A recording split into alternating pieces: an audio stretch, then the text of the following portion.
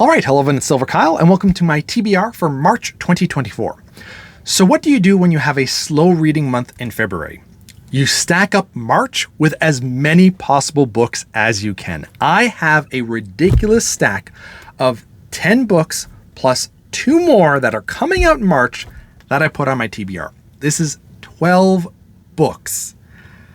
There's no way I'm getting through all of this, but if I did, I would be caught up on my schedule for reading.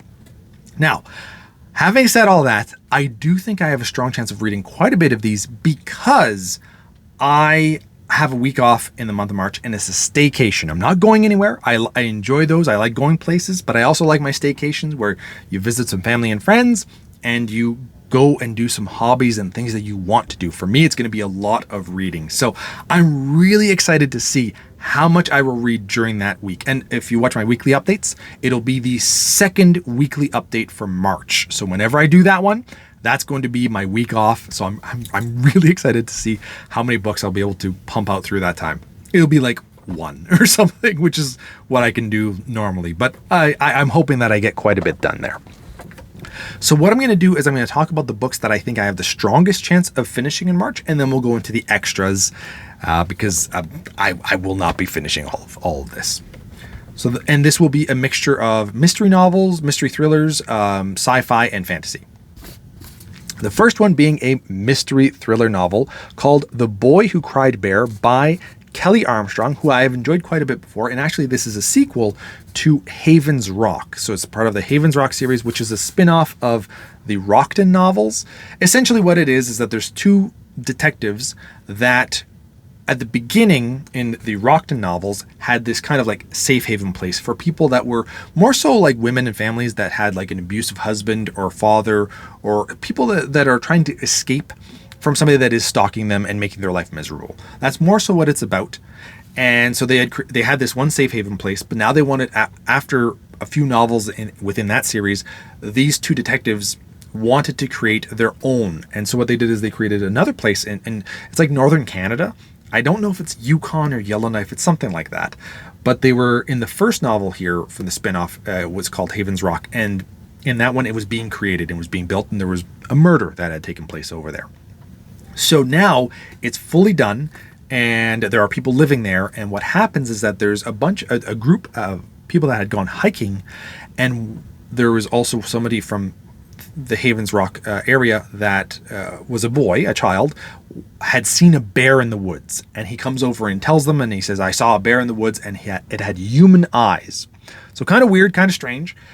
So, but they take it seriously because it is a bear, and there's definitely a chance that there would be a bear around here, and there's people hiking in the woods, and then there is a body that's found. Now they really have to start digging into this and trying to figure out exactly what's going on. What I liked about the first novel, from Haven's Rock, that makes me want to go back and read the Rockton novels, is the tone and atmosphere is so creepy. I don't really get scared with horror novels even, but if you get a good creepy vibe going, which is what the first book did, I'm into it. I really enjoyed what was presented with the creepy atmosphere that they would have when something is going down. I loved it. So I'm really excited to see if we're going to get the same here. And the mystery itself wasn't that great. I mean, the characters were just kind of okay.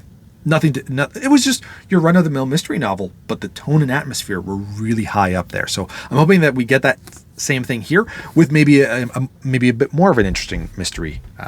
So we'll see about that. Next up is another mystery thriller novel, and that is End of Story by A.J. Finn. And so both of these books just came out in the month of February as well. So they are new 2024 novels, which always excites me.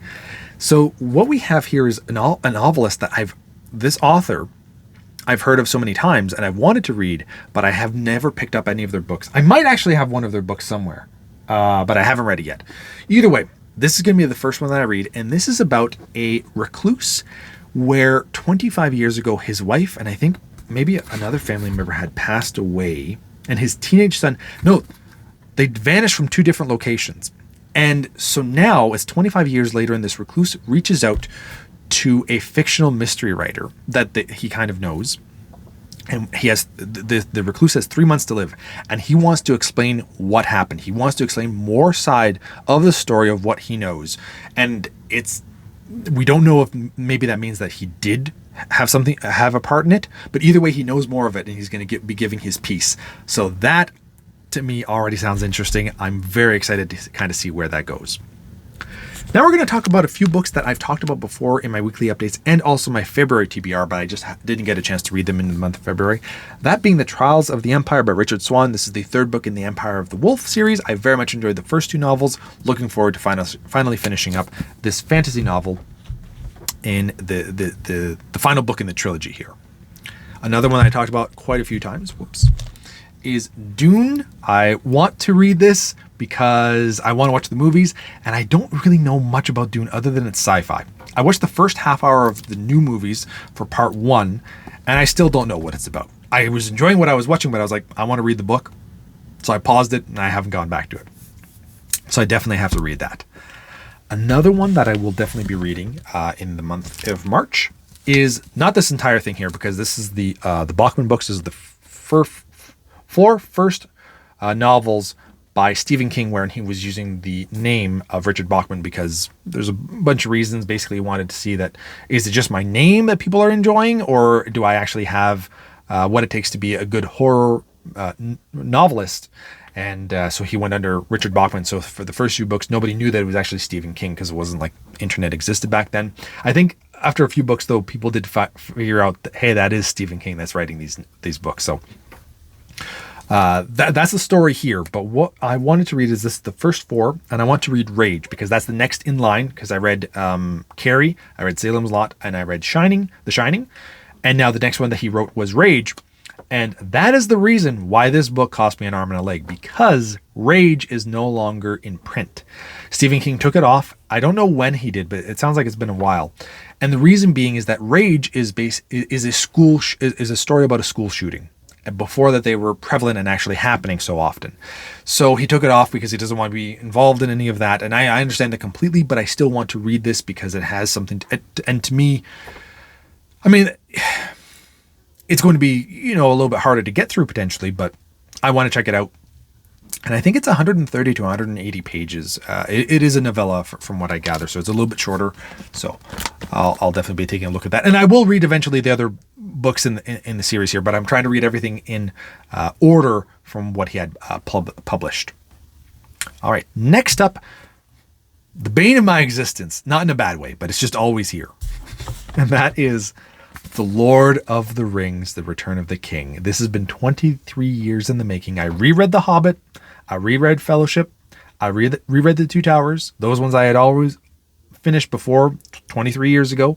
I never finished Return of the King. And I started this in January. I read 50 pages and then I started reading other things. So I'm going to read this, and I liked the first 50 pages. I just said, okay, well, I'll read like maybe one chapter while I'm reading other stuff. And I would only read the other stuff and never read Lord of the Rings. So that's why it's up in part of my TBR here, because I definitely need to get through this. So those are the main books that I think I'll be reading, plus the other two that are coming out in March. But I'll talk about those afterwards. I just want to go with the other physical books that I still have here. So let's dive into this. We have The Tainted Cup, which also just came out in February. And this, I think it's a fantasy novel. It's a mystery novel, but I think it does take place in like this fantasy world where essentially there's a person that's killed because a tree erupts from his body. And it's kind of, by the sounds of it, it's going to be like a Sherlock Holmes and Watson novel with a bit of comedy, because literally a tree erupts from a person's body and that's how they died. That's unique. That's different. That's a little bit on the comedic side of things. So I definitely want to take a crack at this. And I think this is going to be a series. This is going to be book one. And I've never heard of this author before, by Robert Jackson Bennett, but it sounded up my alley. So I decided to pick it up. It's blending everything I like, comedy with fantasy with a mystery. I'm down for that. We have another mystery novel here, and that is Greg Iles's Turning Angel. Now, this is book 2 in the Pencage series, and I absolutely loved The Quiet Game by Greg Iles. I read that last year, and that was one of my favorite books that I read in 2023. It was incredible, and He is writing a 7th Pencanger novel that is coming out later this year, so I kind of want to go through the entire series. So I have books 2 to 6 to read before book 7. But I think it'll be relatively easy because I loved the first book so much. And this one happens in, it's a lawyer turned novelist, and he's living in a southern city in the States. And what happened is that I think in this one of his friends used to date somebody that has now just shown up murdered. So Pencage is kind of curious to see if his friend had any involvement in that. So either way, I'm just looking forward to it because I loved the first book so much. I do not think I'll be able to read this because I have so much here. But if I get some time, or if I just get to, I get that, not addiction, but that feel, that want to read some more Wheel of Time. The Dragon Reborn, Book 3 in the Wheel of Time by Robert Jordan. I absolutely loved Eye of the World in January. I loved The Great Hunt in February. And at the end of The Great Hunt, I'm just like, I want to keep reading. I want to keep going. So I don't know. It's entirely possible that even though I told myself that if I have other things to read, push The Wheel of Time back and you can read it later on. I don't know. I might just have to read this anyway. And it's a reread. I've read this book before. So, but I've never finished the series. So that's the whole thing of what I'm doing here. And my last physical book that I wanted to talk about was The Rage of Dragons by Evan Winter. This is book 1 of a trilogy. The third book actually, I think, comes out in March. So that's kind of why I wanted to start this one in March. And this has to do with essentially in this fantasy world, everybody has been dealing with war for like hundreds or thousands of years. That's all that they've kind of known. There's dragons involved. There's women that every 2,000 years, there's one woman that every 2,000 years can summon dragons or call down dragons. And out of 100 men, they can transform themselves into something massive and strong and powerful. And then there's the main character that apparently something happens and he loses a bunch of people that he loves. And now he's going to become the best blade master or sword master and go on a revenge path. That's essentially what this first book is about. So crazy big fantasy novel. There you go. Now, the last 2 books that I wanted to mention that are coming out in the month of March that I do also think I have a strong chance of reading are Murder Road, and I can't remember who the author is, but it's a mystery novel. And then there's also the sequel to The Empire of the Vampire by Jay Kristoff, and I think that's Shadow of the Empire.